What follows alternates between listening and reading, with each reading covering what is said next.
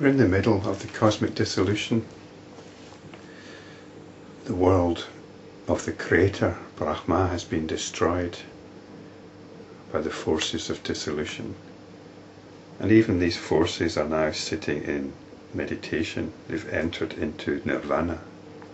But then what happens is Rudra appears.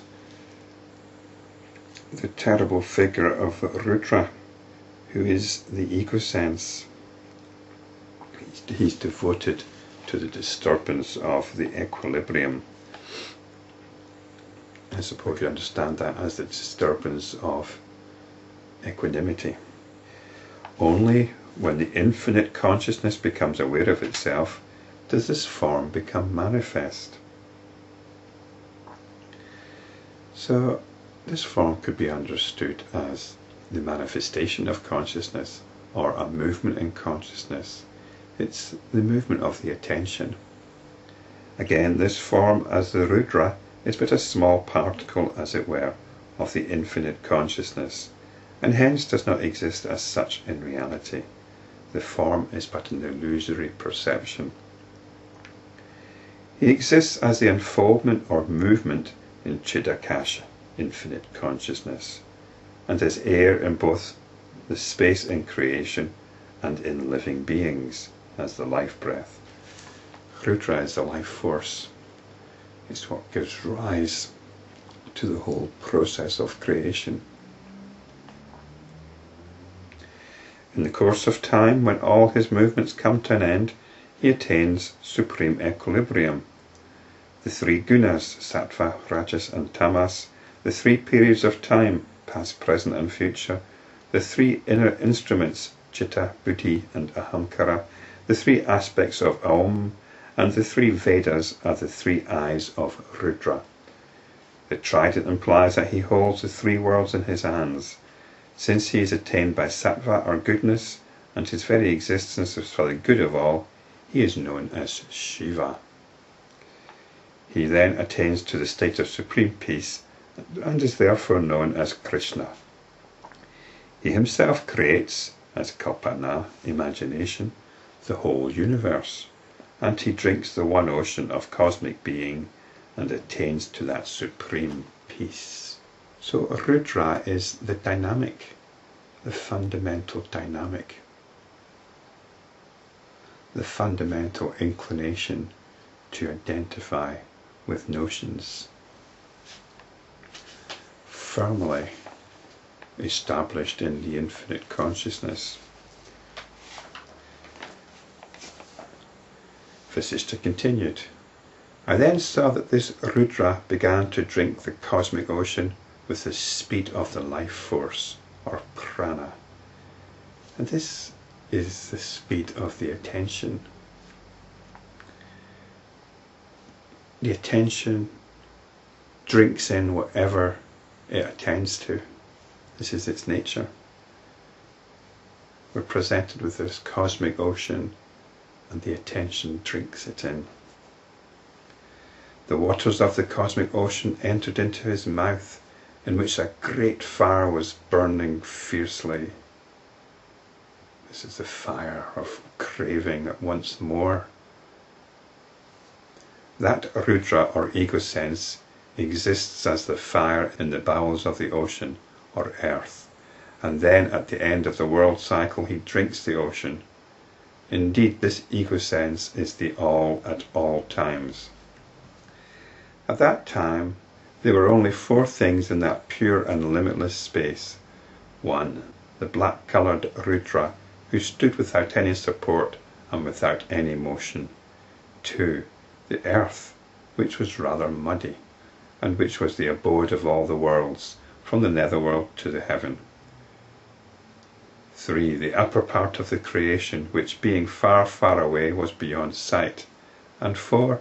Among all these everywhere, there was the pure Brahman, or the infinite consciousness, pervading the different parts of the creation. Nothing else existed. Brahma asked, what is the abode of Brahma the Creator? What are its veils and how does it exist? I wonder why Rama should ask about the abode of Brahma the Creator.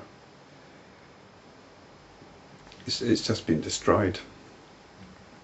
All that's left is Rudra, who is self-luminous, although black. The earth, which could be the cosmic ocean. I suppose it's rather muddy because that's the building block of the three worlds. The upper part of creation, which is beyond sight, so there's something which isn't visible, and as always there is Brahman. This doesn't change. No matter whether there's dissolution or not, there's Brahman. But maybe perhaps Rama asked about Brahma the creator because this is the seed. I mentioned previously this is like yin and yang. The yin and yang symbol within the black is the seed of white, and within the white is the seed of black, even though they're two opposites.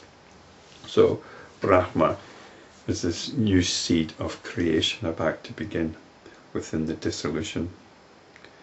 And this understanding will be intensified in the next chapter. The abode of Brahma, the centre of the earth plane, is enveloped by water, which is 10 times the extent of the earth plane. Even so, the region of fire is 10 times the extent of the water plane. The region of air beyond it is 10 times the extent of the fire plane. Lastly, the space plane is 10 times the extent of the air plane. Beyond that is the limitless space of brahma-akasha. So that's the space of Brahma. So this is the elements. This is the coalescing of consciousness into notions of materiality, going from the subtle elements to the denser elements. Rama asked, O sage, who holds this creation from above and from below? Vasistha continued, the earth, etc., are held in their position by the great body of the brahma-anda, the golden egg or the cosmic person.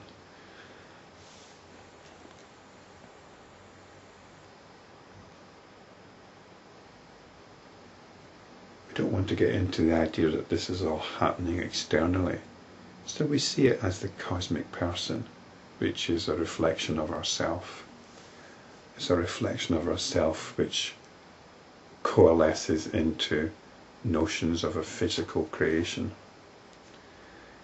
Rama asked again, O Lord, tell me by whom is the brahma-anda sustained?